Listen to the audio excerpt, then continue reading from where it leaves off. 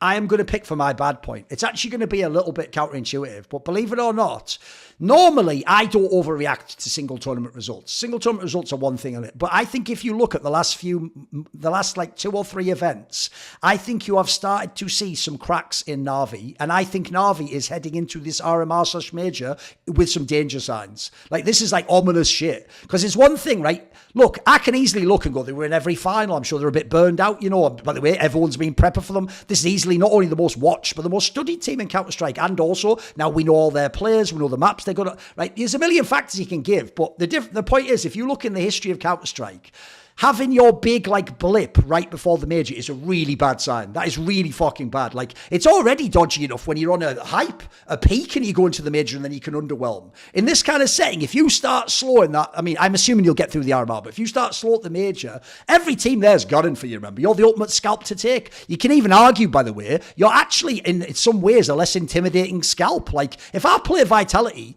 I know if Siwu plays too well, I'll probably lose. If I play Spirit, Donk might just clap. You don't have that feeling with Na'Vi. You might lose to Na'Vi, the team. You might lose on the map. You might lose to Blade. You might lose to God. But you always feel like it's possible. You could win in this. So I think everyone's going to be gunning so hard for this team. And I do worry that it's not just this last event. Even though they won Rio with a few slips. There was some moments there that were looking, hey, I don't know about this. And they could have gone out in the semis. Like, there was a bunch of things could have gone fucking pear-shaped in that one. Obviously, they did lose the Blast one to G2 and kind of like, I wouldn't say they got clapped. It was a close series, but they got convincingly beaten. So I think right now, the thing I worry about is this. There are very few teams really are the number one team for like 8 months in a row. Those are like the best teams to ever play CS, guys. So believe it or not, this team's already had quite a lot of months as the number one team. It's good, like what, like a sort of 4 or 5 months at this point. Like, I don't know, like that doesn't last forever. So I'm not saying they will do badly, but I do think this is a danger moment for Na'Vi. So what do you think? What are you thinking of Na'Vi? I could take it first. Yeah, go ahead.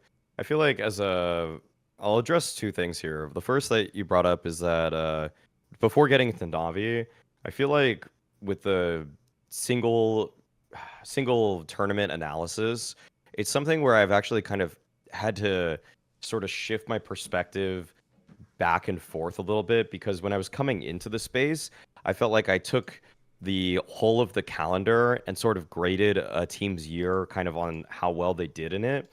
And what I mean by that is that, like, trophies aren't as sacred in Counter-Strike as they are in a couple other sports or esports, because we have over a dozen events in our tournament year calendar, and with how packed it is, and honestly how poor formats can be and lead to such crazy amounts of variance, it may sound like a tired and bitter angle, but it is likely that if you are a top 7 team in the world throughout the entire year, you probably won at least 1 trophy. So that to me is why flukes in either direction, wins and losses, I more so try to think about the totality of like the last 3 months of a team or 6 months of a team, or even at the end of the year, I just flat out grade how was their year this year? How do they stack up in the teams this year? And for Na'Vi, I will say that I don't think like that. Yeah, that's why I don't actually sound the alarm bells, because this is the fluke. This is the fluke in the opposite direction for me. So I actually I would go against this, and I would say that to me, Na'Vi still stylistically, strategically, they are the top team in the world for me, regardless of the result here, where this kind of was the perfect storm of individuals not showing up for me at the World Finals. Like, I do think that what is a bit poor for them is that people have been studying them to such a strong degree, and they got surprised. Like, they got surprised by an Astralis team. Like, that's why I'm not ringing the alarm bells. They got beaten by an Astralis team who went for a surprise pick on a map that they had never played before, and then they also, to their credit, they beat Na'Vi on Mirage, which is obviously very hard. Not a lot of teams can say that they did that this year. But if you get enough cracks at Na'Vi, you might be able to do that eventually. And on top of that, if you're studying Na'Vi to the degree that everybody is right now, it is a bit tougher. I'm not super concerned because, for my money, they still have the best coach in the game. He's the only coach that I would put in an S tier right now. And I feel like everybody's playing catch up to how well Blade is constructing rounds for Na'Vi, how fluid they are in those kinds of moments. If I'm going to raise any sort of orange flag at all, because I couldn't go for a red one here. I would say that where Na'Vi showed a lot of form is once they were playing under Blade's system for 3-4 months, and then they really started to pick up that speed and then show consistency. But if Blade himself actually wavers in his own confidence with his roster and the structure that he's put together, he might change too much. And I think that's the one worrying idea I have, where Blade might come into the RMR major and say, teams have studied us way too much at this point. We need to change too much. And frankly, I have a lot of respect for the players on his teams once they are acquainted with the system. But if they're learning live through the RMR and major a new style that Blade has now crafted, then I'm not sure I believe in the intuition of people like Ema and JL in that system, because we obviously saw that it took them a little while to become world-class players under the Na'Vi banner.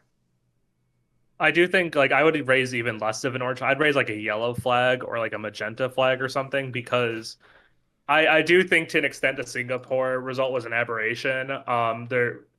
The Astralis roster they lost to 2-0 is still effectively a new roster, even though we can say, oh, there's some, pre-built knowledge from Katie and working with Astounded Yabby. It is a new team with an IGL with a broken arm. They've only played their second LAN. Now they're blown out at the Blast Fall Finals with no practice. So this is the first time we've seen Astralis really, practiced and trying to build up their system under their new leadership. So it kind of makes me, it makes me believe that loss just comes down to a lack of, tape, a lack of demos, lack of insight into what form this new team would take with, device off of the IGL, focusing pure on opping. And like Alex said, the win against Na'Vi and Mirage is a pretty strong result. If they stay confident, I don't have serious concerns about their result. I don't know if they have what it takes to win the major, but I feel pretty confident in them making a top 8 finish, because Astralis is the overall. Pardon? Astralis, yeah, you mean? No, hell no. You're talking about Na'Vi? Yeah. All right, yeah. Okay. Astralis. Okay. I mean, come on, like, he broke his freaking arm. Like, no. I do think so. No, okay. So Astralis beating Na'Vi, I don't think is a symbol of anything, because it's a relatively new roster. I think it's a blip, and having to face FaZe in your elimination match in the group stage is going to be tough on any day. And I don't think the fact that that's not something that's going to happen at the major. Na'Vi will have a period to gradually ramp up against weaker teams in the earlier stages of the major before having to face a team like FaZe. Having to face them that early and then taking a map and then losing a close 2-win series ultimately points to me that I don't think anything's particularly going wrong within the Na'Vi camp right now, as long as they stay the course. And like Maui said, they don't freak out and try to change too much before heading to Shanghai. I'll give you an angle, because the thing is, I always told people when they had that map streak of like the 12 wins or whatever on Mirage, I always said, if you ever went and looked though, it wasn't like a scenario where like when we played, they relied on that. Like they used to go to 3 maps even with loads of teams. If you don't know, they've lost 4 of their last 5 Mirage. 2 of them were at this Blast, and they went 1 and 2 at fucking IM Rio, and there's the teams they lost to. They lost to Furia and Mouse at Rio. Right, Mouse is a good team on that map, but even they weren't in great form at the time. And then Astralis and FaZe aren't even top teams right now. So I do think that's a worry, because to me, that was a home map that did so much heavy lifting. And then lastly, I'll just say, the reason why I also worry about Na'Vi is because they don't have the Donk, Ziwu, Monacy guy who can just go, right, it's okay, I'm going to win this game anyway. They don't have that guy in this team. They do rely on the whole team being pretty good and on the same page, which, look, they've done it more than anyone else this year. So that's why I say it's not the case that like they're definitely going to fail, but it's just one of those times where if something goes bad at the major, come back to this video, I planted all the seeds here. It was plausible that it could happen. Because to me, going into the major, they are the number 1 favourite to win it. Like everyone on paper, you have to pick them.